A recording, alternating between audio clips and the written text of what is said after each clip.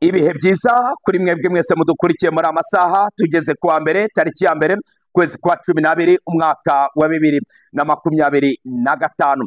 Nous disons merci, bienvenue sur cette page très forte sur la guerre M23, FARDC, FDNB, Force de défense nationale du Burundi, autodéfense de Wazalendo. Je suis très content, mes amis de Isimbi ryacu. Reka twongere tubasuhuze mwese kandi twongere kubifuriza gukomeza kugira amahoro aturuka kuri Nyagasani Data wa twese uri mu ijuru, abantu muri mu Rwanda, mu majyepfo, amajyaruguru, burasirazuba, iburengerazuba, abantu bari bwota amasimbi mwese turabashuhuje kandi tubifurije gukomeza kugira ibihe byiza. Abantu bari muri Leta Zunze Ubumwe za Amerika, abantu bari muri Canada, tubateye yambo mwese, abantu bari ku mugabane w'Uburayi ndetse na Aziya. Ariko kandi tugarutse mu gihugu cy'u Rwanda, abantu bari mu mujyi wa Kigali turabashuje kandi tubateye yambo mwese muri amasaha mu gitondo. Abantu bari muri Uganda, muri Kenya, muri Tanzania, mu Burundi, muri Repubulika ya Demokarasi ya Kongo tubateye yambo mwese. Ariko kandi tubabwira ko amaso yacu twongeye kwerekeza ku mirongo y'imbere ku rugamba muri Kivu y'Amajyepfo na Kivu y'Amajyaruguru, aharimo kubera ikotaniro ry'imirwano irimo gusakiranya abagabo ba General Sultan Makenga Emmanuel, abagabo bayobowe na Perezida Evariste Ndayishimiye ndetse n'abagabo bayobowe n'igisirikare cya leta ya Kongo FARDC, by'umwihariko kirangajwe imbere na Perezida Felix Antoine Tshisekedi Tshilombo.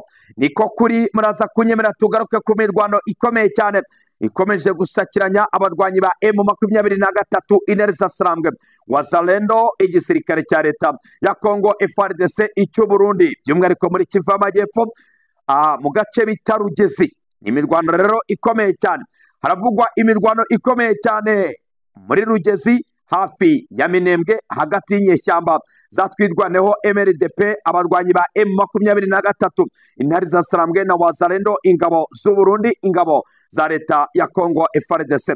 Imirwano rero yatangiye ku munsi w'ejo mu masaha mu gitondo, na n'ubu ngubu rero bakaba bakirimo kurwanira muri aka gace. Turaza kugaruka kuri iyi mirwano, ariko kandi gato General Delphin Kalembe Ngoma Nzito, uyu mugabo akomeje guhangana ku buryo bukomeye n'abarwanyi ba M23 Intare za Sarambwe. Turaza kugenda tubivugaho iyi mirwano ikomeje kubera muri aka gace, ariko kandi turaza kugaruka muri teritwari ya Mwenga. Imirwano ikomeye cyane irimo kubera muri teritwari ya Mwenga. Ese aka kanya ninde ufite santere ya Mwenga? Bamwe bati abarwanyi ba M23 Intare za Sarambwe barangije kwicakira. Ibi ni ukubeshya, bane mudukurikiye muri amasaha. Ndagira ngo mbabwire ko ino santere ya Mwenga abarwanyi ba M23 Intare za Sarambwe batari bayifata. Ibingibi bibabwiye ko abarwanyi ba M23 bafashe santere ya Mwenga rwose naba mbabeshye. Ahubwo ndaje mbabwire aka kanya ninde uyirimo hagati y'ingabo z'u Burundi, Wazalendo ndetse na FARDC. Ninde uri muri no santere ya Mwenga? Ninde uri muri no santere ya Mwenga? Ese kubera iki barimo kuvuga ko abarwanyi ba M23 Intare za Sarambwe bafashe ino santere ya Mwenga? Impamvu ni iyihe? Ibi nabyo ngiye kuza mbigarukaho kandi ngiye kubabwira ukuri kwa nyako. Ariko kandi tugiye kongera twerekeze muri teritwari ya Mwenga kandi tubabwire amakuru akomeye cyane. Abaturage batuye muri teritwari ya Mwenga bafite ubwoba bukomeye cyane bigendanye n'indege zo mu bwoko bwa Sukhoi 25 ndetse n'amadrone barimo kubona arimo kuzenguruka ikirere cya Mwenga. Amakuru y'ingenzi rero aravuga ko izi Sukhoi 25 zateye ubwoba bukomeye cyane abaturage batuye muri teritwari ya Mwenga, bakaba barimo kwibaza impamvu y'izi ndege. Ni mu gihe kandi imirwano ikomeye cyane cyangwa se ikomeje muri teritwari ya Mwenga mu bice bigiye bitandukanye, by'umwihariko mu gace bita Kasika. Binavugwa ko ahangaha habereye ikotaniro ry'imirwano hagati y'ingabo za M23 Intare za Sarambwe MLDP ndetse n'ingabo z'u Burundi. Ndetse amakuru rero akaba avuga ko ingabo z'u Burundi ahangaha zakubiswe inshuro n'aba barwanyi ba M23 nk'uko amakuru arimo kugenda atugeraho, arimo kugenda abisobanura. Ariko kandi andi makuru rero akavuga ko ubu tuvugana izi ndege za Sukhoi 25 n'umutekano ndetse n'amadrone arasa ingabo, arasa aho rukomeye cyangwa se arwana aho rukomeye. Bantu mudukurikiye muri amasaha, amakuru rero aravuga ko izi ndege zigiye gukora akazi, kandi izi ndege zishobora kuza gusubiza inyuma ibitero birimo kunyaruka nk'umurabyo by'abarwanyi ba M23 nk'uko amakuru arimo guturuka muri ibi bice arimo kubivuga. Hari indege rero zo mu bwoko bwa drone zirimo kuzamuka zikajya mu kirere cya kure kandi zikagumayo zitegereje nk'uko amakuru arimo kugenda atugeraho. Amakuru rero arimo kuvuga ko izi ndege ziri mu kirere kandi zihagaze hejuru cyane, kandi zitegereje ko abarwanyi ba M23 baraza kurekura isasu na rimwe ubundi zikabarasaho. Ayo ni amakuru tugiye kugenda tugarukaho.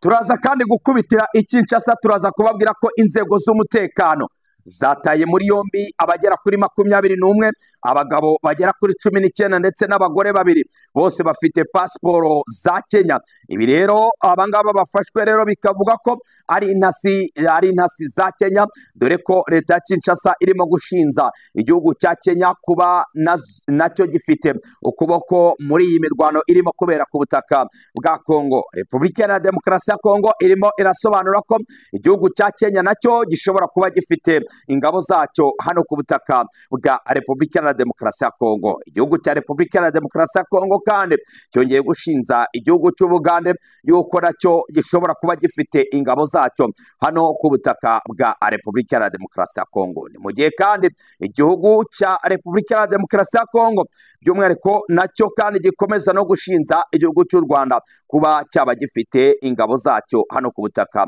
bwa Repubulika ya Demokarasi ya Kongo. Hanyuma rero uyu igisirikare cya Repubulika ya Demokarasi ya Kongo by'umwihariko umuvugizi wacyo uwo bita Sylvain Ekenge mu nama yaraye ibaye nijoro yatangarije mu inama yaraye ibaye nijoro bari kumwe n'abasirikare bakuru ba hano ku butaka bwa Repubulika ya Demokarasi ya Kongo. Sylvain Ekenge yavuze ko rwose mu buryo budasubirwaho ibihugu bitatu ari byo byabateye. Hanyuma rero ni mu gihe kandi mu minsi yashize bashinzaga u Rwanda rwonyine yuko ari rwo rwabateye, ubu ngubu rero barangije gushyiramo ibihugu bigera kuri bitatu. Ibi byose turaza kugenda tubigarukaho muri aya makuru. Hanyuma rero bana mudukurikiye muri amasaha, turaza kugaruka kandi ku yandi makuru akomeye cyane. Turaza kubabwira ko intara ya Kivu y'Amajyepfo na Kivu y'Amajyaruguru hakomeje kugenda habera imirwano ikomeye cyane, by'umwihariko bikavugwa ko iyi ari imirwano kandi izanageza mu mwaka wa 2026. Amakuru y'ingenzi rero aravuga ko Depite Claude nk'uko arimo kugenda abivuga, aravuga ko iyi ntambara rwose niyo bizagera mu mwaka wa 2026 iyi ntambara izaba itari yarangira. Turaza kugaruka kandi ku yandi makuru agiye atandukanye, by'umwihariko turaza kwerekeza ku mirongo y'imbere ku rugamba muri teritwari ya Masisi ndetse na Walikale, by'umwihariko mu rugabano ahitwa Inyabyondo harimo kugenzurwa n'ingabo za leta ya Kongo FARDC. Ubu tuvugana rero abarwanyi ba M23 intare za Sarambwe bagabye ibitero bikomeye cyane ku gisirikare cya leta ya Kongo FARDC ahitwa Inyabyondo, dore ko bamwe bavuga ko Nyabyondo igenzurwa n'abarwanyi ba M23 intare za Sarambwe, ariko siko bimeze. Aka gace bita Nyabyondo karagenzurwa n'abarwanyi b'igisirikare cya leta ya Kongo FARDC. Hanyuma rero abantu kandi bavuga ko ingabo z'u Burundi ziri hano muri Kivu y'Amajyaruguru. Nyamuneka izi ngabo z'u Burundi ziri muri Kivu y'Amajyepfo, ntago ziri muri Kivu y'Amajyaruguru. Hanyuma rero ndagira ngo kandi babwire ko ahitwa Kibati nanone hakomeje kugenda habera imirwano ikomeye cyane irimo gusakiranya igisirikare cya leta ya Kongo FARDC Wazalendo ndetse n'abarwanyi ba M23 intare za Sarambwe. Ndagira ngo rero mbasabe bantu munkurikiye muri amasaha munyemerere mukane kuri ako gakumwe kareba hejuru, ubundi kugira ngo tubane 5 kuri 5 babyita like. Nyemerera ukane kuri ako gakumwe kareba hejuru, ubundi ngaruke tubana muri amakuru ngenda babwira byinshi bikomeye cyane. Ese ninde ufite santere ya Mwenga muri amasaha? Ndagira ngo mbabwire ko ntahandi hano wasanga amakuru yizewe, amakuru y'ukuri usibye hano ku isimbi ryacu. Nitwa Emmanuel Musabyimana. Bari mwese mudukurikiye muri amasaha, ndabakunda cyane kandi mbahoza ku mutima. Nyemerera ukane kuri ako gakumwe kareba hejuru, nyemerera kandi unyemerere mbanza nsome ku mazi ubundi ngaruke tuvuga byinshi bikomeye cyane. Ikaze.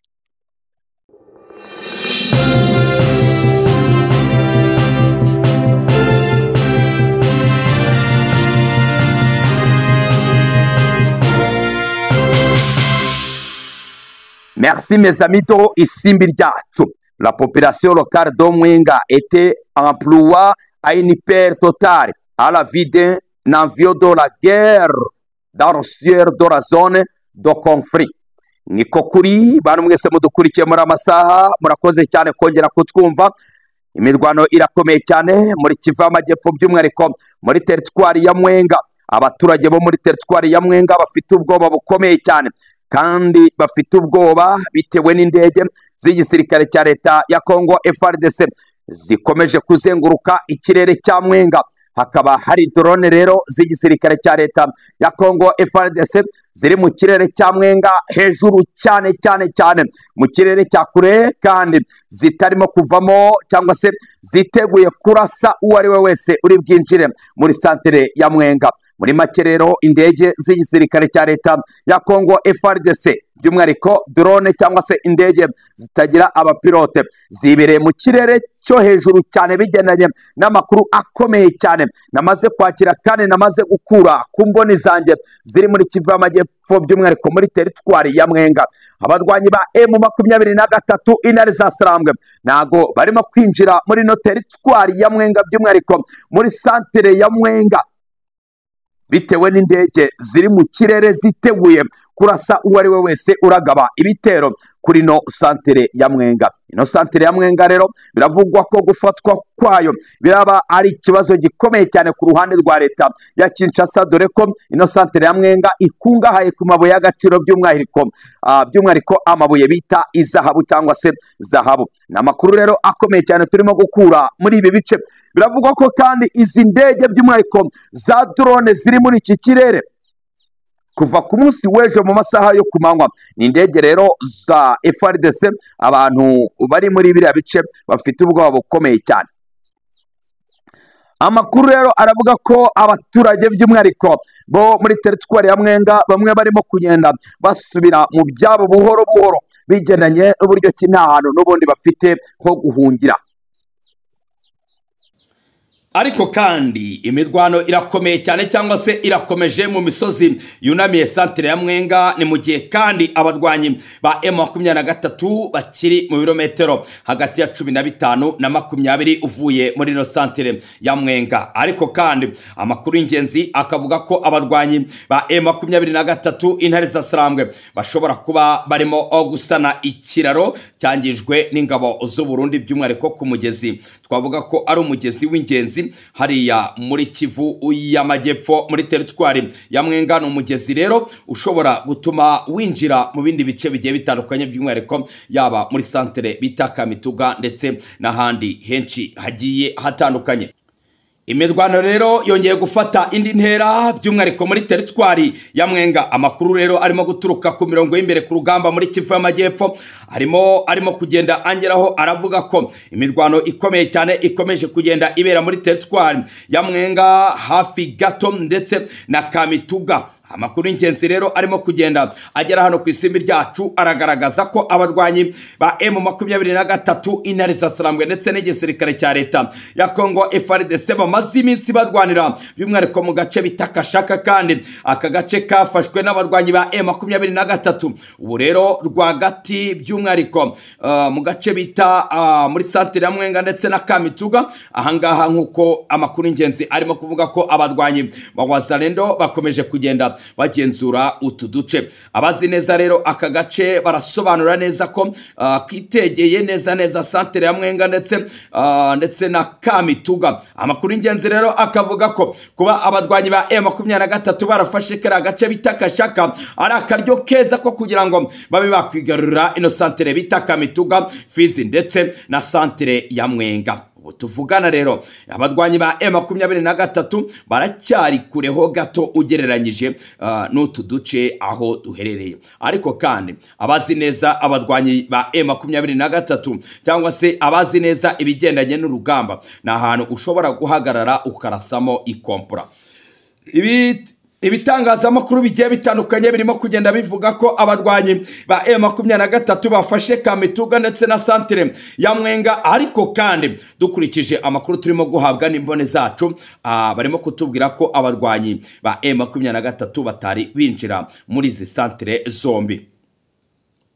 Nanone kandi amakuru nanone akavuga ko abarwanyi ba M23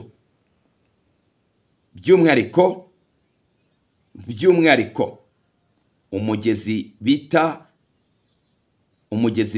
Gashaka, uyu mugezi bita Gashaka, aba barwanyi niho barangije kugera cyangwa se niho barangije kugota. Mu yandi magambo amakuru ingenzi akavuga ko aba barwanyi icyo bashaka nta kindi usibye kwerekeza mu ibice bibiri cyangwa se uduce tubiri, harimo agace bita Gitutu ndetse n'agace bita Kamituga. Hanyuma rero amakuru rero arimo kugenda atugeraho muri aka kanya, amakuru aravuga ko, ndagira ngo mwese musobanukirwe birimo kubera hano muri teritwari ya Mwenga. Amakuru rero arimo kutugeraho muri aka kanya aravuga ko aba barwanyi b'igisirikare cya leta ya Congo FARDC bakomeje kurebana ayingwe by'umwihariko n'abarwanyi ba M23 Intare za Sarambwe. Kuva kuwa gatanu kugera iri joro mu gace bita Kabogoza, ndetse kandi bikavugwa ko ikiraro gica ku mugezi bita Erira ugabanya santere ya Mwenga. Abantu mubyumve neza, ni ukuvuga ngo agace umugezi ugabanya Kabogoza ndetse n'umugezi na santere ya Mwenga, umugezi bita Erira, anga niho abarwanyi ba M23 Intare za Sarambwe baherereye. Abantu rero mu bisobanukirwe ntago santere ya Mwenga abarwanyi ba M23 bari binjiramo. Ngira ngo ahangaha murabisobanukiwe. Urenze kandi uyu mugezi nibwo ushobora guhita ugwa mu nzira igana Kamituga ndetse na Gitutu. Ngira ngo aka nako karasobanutse. No kuvuga ngo abarwanyi ba M23 nibarenga uyu mugezi bita Erira barahita binjira mu nzira igana Gitutu ndetse na Kamituga. Tubibutse neza ahangaha Gitutu haragenzurwa n'ingabo z'u Burundi FARDC ndetse na Wazalendo, mu gihe Kamituga irimo kugenzurwa na Wazalendo kuko ingabo z'u Burundi zarangije kuva muri no santere bita Kamituga. Bana mudukurikiye muri amasaha, ariko mwanyemereye mugakora ako gakumwe kareba hejuru ko mubona ko amakuru by'umwihariko amakuru mba nayazanye kandi amakuru aba atariho ivumbi. Sinshobora kuza ngo mbabwire ngo aka gace kafashwe na M23 kandi katafashwe. Sinshobora kuza ngo mbabwire ngo aka gace kafashwe n'ingabo z'u Burundi kandi katafashwe. Wapi? Nukuvuga ngo amakuru ari ku mirongo y'imbere ku rugamba mba ngomba kuyasobanura uko ameze.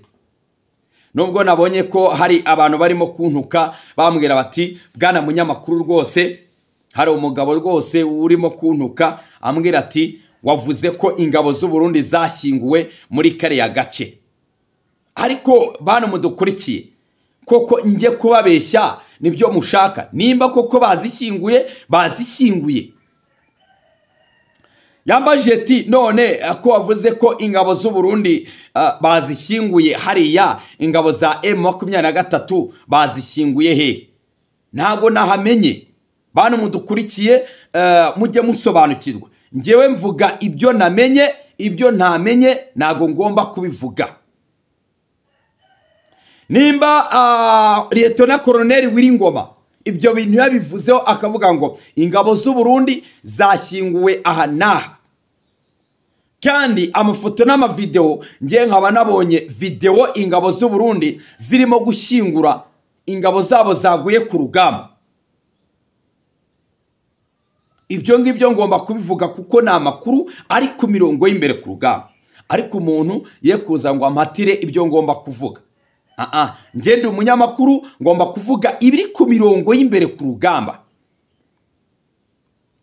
We rero unuka narakubwiye ngo fata nimero yanjye 0783322204, hanyuma weho umpereza amakuru weho ufitiye gihamya ari ku mirongo y'imbere ku rugamba, hanyuma urebe ko ntayavuga. Ngira ngo inshuti yanjye weho uriyizi ukunda kuntuka umunsi ku munsi. Reka nze nsome comment yawe urahita wiyumva. Ndashaka kugusaba wowe ufate nimero yanjye, amakuru ufite ujye uyampereza, amakuru ufitiye gihamya ku buryo wowe baguhamagaye ushobora guhita uvuga ati rwose aya makuru, kandi umpereze nimero yawe icamo. Pana bya bindi umuntu aba ari hariya abeshya yihisha. Email yawe yanditseho ngo ni Enimochat, nta nubwo amazina yawe aba agaragara. Umva comment yawe ndagira ngo uhite wiyumva. Ese niba uri umunyamakuru w'umwuga, kuki utavuga kuzana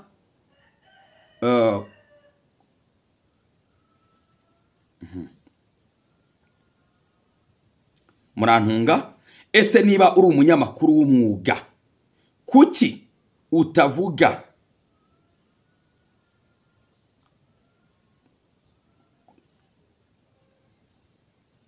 ku nzara irimo guca ibintu i Kayonza mu Rwanda? Abantu basigaye barya imitanga.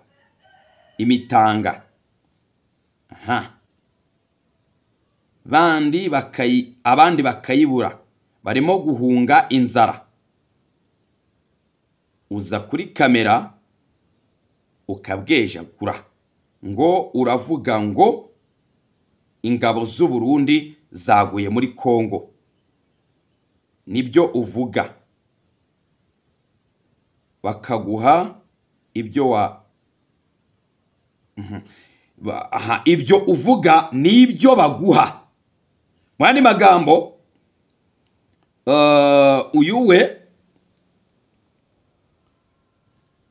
uyuwe arongera ati ngo M23 yafashe ibifaru, ariko umenya waramaze guta umutwe. Harya ngo M23 ntago bajya bapfa. Akazi wahawe n'u Rwanda ni ukuvuga propagande. Uvuga ngo ingabo z'u Burundi zashize. Wakabaye ugira isoni zo kuvuga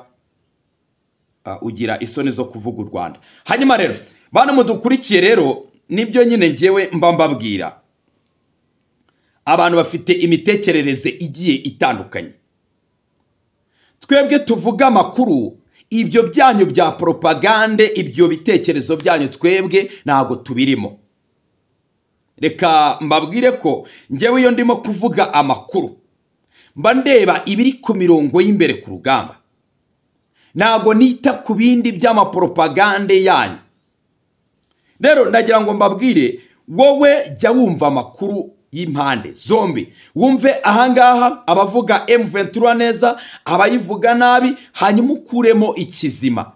Kuko nufata uruhande rumwe ukumva uruhande rumwe, wowe rwose uzasigara mu iterambere, cyangwa se uzasigara kubirimo kuvugwa kuri no mirongo y'imbere ku rugamba. Mfashe akanya gato cyane murantunga cyangwa se murambabarira, kubera ko izi comment ziba zihari ari nyinshi, zigenda cyangwa se aba ari comment nyinshi. Ngewe ntanga nimero yanjye kugira ngo wowe ufite amakuru koko yizewe, ufite amafoto n'amavideo, ukambwira ati ngizi ingabo za M23 zarasiwe ku rugamba, ngizi barimo kuzishyingura, ngizi, ukambwira ati ngizi bazifashe matekwa koko, ukambwira ati ngaya amafoto n'amavideo. Pani ibintu by'amapropagande abantu bagira hano, munagahita bavuga ngo ingabo 500 ngo za M23 ngo zifashwe mpiri. Koko mwoka byaramwe. Mu yandi magambo ngo ingabo 1000 ngo z'u Burundi ngo zifashwe mpiri. Ibyo bintu by'amapropagande hano ku isimbi ryacu ntago bibaho.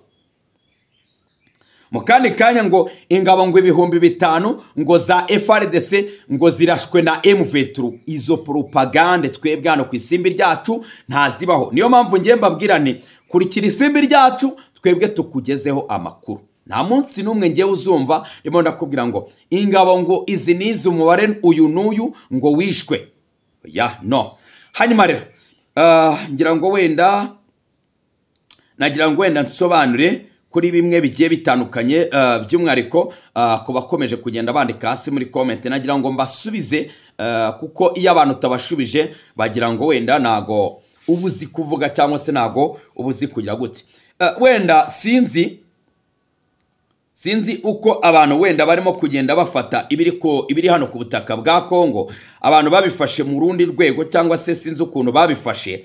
Wowe nimba utari umunyapolitike, ukaba utari umusirikare, ariko ukaba ugira uruhande uriho, ndagira ngo wenda abantu base nk'abasobanukirwa. We kurikira amakuru utegereze ifirimbi ya nyuma. Uzatsindwa wowe uzamubona, nibwo uzamenya ukuri kwa nyako. Ngira ngo ako kantu karumvikanye. Cyangwa se n'abantu wenda munyandikire hasi muri comment mumbwire muti bwana munyamakuru ibyo uvuze ni ukuri, reka dutegereze ifirimbi ya nyuma.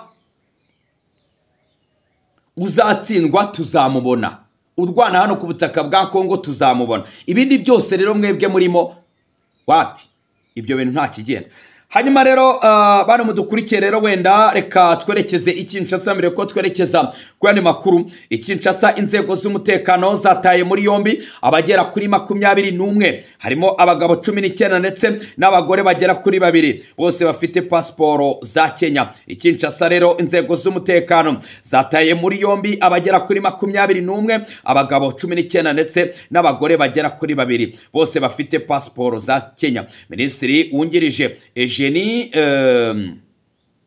Eugenie Tamba arasaba ingabo na polisi n'izindi nzego zifitiye ububasha gukora ibishoboka byose ubundi bagakora iperereza kuri iki kibazo. Ifatwa ry'aba bakekwaho ibyaha by'abanyamahanga Kinshasa, icyambere birakekwa ko ari intasi za Kenya, dore ko leta ya Kinshasa irimo gushinza igihugu cya Kenya, igihugu cya Uganda ndetse n'igihugu cy'u Rwanda kuba bafite ingabo zabo hano ku butaka bwa Kongo. Ariko kandi igihugu cya Uganda nta kintu cyari cyabivugaho, igihugu cya Kenya nta kintu cyari cyabivugaho, ariko igihugu cy'u Rwanda cyo kirabihakana nk'uko kimaze igihe kirekire kibihakana, ahubwo kigashinza igihugu cya Repubulika ya Demokarasi ya Kongo gufasha umutwe wa FDLR urwanya cyangwa se ugizwe n'abasize bakoze jenoside yakorewe abatutsi mu mwaka w'1994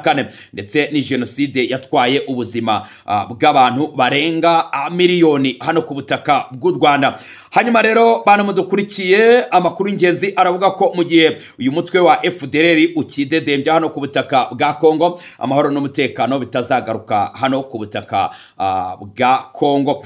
Hanyuma rero amakuru y'ingenzi arimo guturuka muri Kongo nanone, by'umwariko muri Kivu y'Amajyepfo na Kivu y'Amajyaruguru. Intambara zikomeje kugenda zibera muri ibi bice. Aravuga ko mu mwaka wa 2026 uzarangira n'ubundi imirwano ikiri hano ku butaka bwa Kongo. Hanyuma rero uwo bita Depite Claude arabivuga neza cyane, akavuga ko rwose intambara atari yo gufatwa yuko igomba kurangira muri uyu mwaka. Ni nako kandi akomeza kuvuga ko ibice byose izi ngabo za M23 zigaruriye bigaragara ko ahubwo uyu mwaka wa 2026 bagiye kurushaho gufata ibindi bice nibataza gufata ingamba zihamye cyangwa se ingamba zikomeye cyane. Nanone kandi bantu mudukurikiye muri aya masaha, dusa nk'abagana ku musozo, reka tugaruke ku makuru akomeye cyane, by'umwariko amakuru twavuga ko ari amakuru y'ingenzi, amakuru arimo gucicikana ku mbuga nkoranyambaga. Nk'uko ku munsi w'ejo nabibabwiye, u Rwanda n'igihugu cya Turikiya hano i Kigali barangije gusinya amasezerano akomeye cyane, amasezerano yo gushyira mu bikorwa gahunda yo gukora intwaro zikomeye cyane, harimo n'amadrone. Drone zirasa aho rukomeye, cyangwa se drone zikora cyane nk'izi drone Repubulika ya Demokarasi ya Kongo ifite, by'umwihariko izi drone zirimo kurasa ku barwanyi ba M23. Hanyuma rero amakuru y'ingenzi aravuga ko igihugu cy'u Rwanda cyaba kigiye gukora intwaro, by'umwihariko zaba zifite ibipimo nk'ibyo biriya bihugu bya NATO bifite. Amakuru rero akavuga ko igihugu cy'u Rwanda cyaba kigiye kuba igihugu cya mbere hano ku mugabane wa cyazikora, gipfa kuba kitakora intwaro kirimbuzi. Reka rero tubashimire bantu mwese mwarimo dukurikiye muri amasaha, tubabwire ngo amakuru nakagaruka. Asantene sana.